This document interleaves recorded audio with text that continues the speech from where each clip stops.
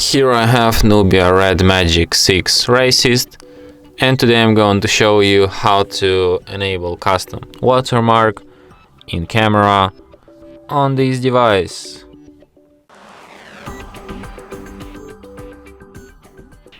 So to do this, firstly you have to open camera, then tap on the arrow here, go to its settings, and here you can enable Nubia watermark. And after you enable it, you can set up your custom watermark. So you can enter like shot on your device, or you can just enter your name, your surname, or anything you like, anything that inspires you or something like that. And like now every photo you take will be marked with the watermark, just like this one.